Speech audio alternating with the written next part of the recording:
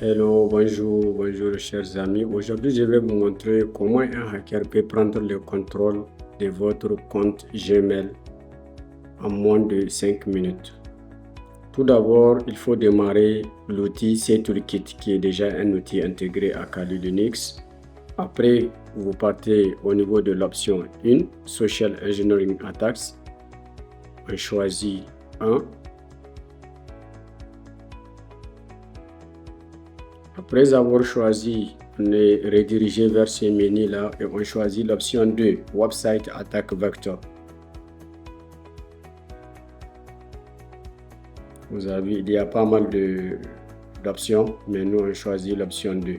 Ici, vous avez plusieurs options justement, mais nous allons prendre troisième option, Credential Harvester Attack Method.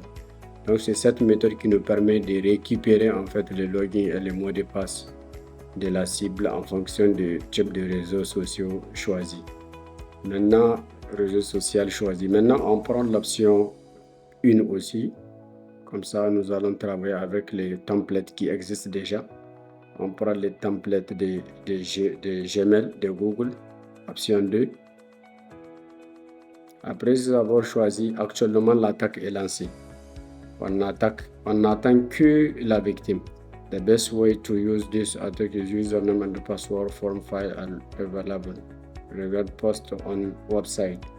Donc, le contexte d'utilisation de cet outil-là, c'est lorsque nous avons un login form qui nécessite les logins et les mots de passe et nous, on peut récupérer ça directement. On ouvre maintenant une nouvelle fenêtre pour récupérer l'adresse IP de notre machine. On voit bien que Kali écoute sur 192.168.1.119. On copie cette adresse-là et c'est justement ça qu'on colle maintenant sur la cible et voici la page qui ressemble à celle de Google. Mais en haut, c'est l'adresse IP en fait qu'on a saisie. Donc vous avez à regarder, ça ressemble exactement à une page de Google. Mais en réalité, c'est juste une page statique. Derrière, il n'y a aucun code dynamique pour faire fonctionner la page.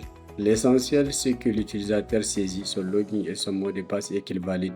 Et vous avez vu, quand il valide, il n'est pas redirigé vers sa boîte mail, mais par contre, il est redirigé juste vers Google. Donc, quand on retourne ici, notre premier onglet, on voit bien que les logins et les mots de passe ont été récupérés. Donc, comme ça, il peut faire tout ce qu'il veut avec faire avec votre compte. Déjà, il a les logins et les mots de passe. Il va essayer d'aller s'y connecter. Et voilà, manipuler votre boîte mail et s'il veut, il peut même vous empêcher d'accéder.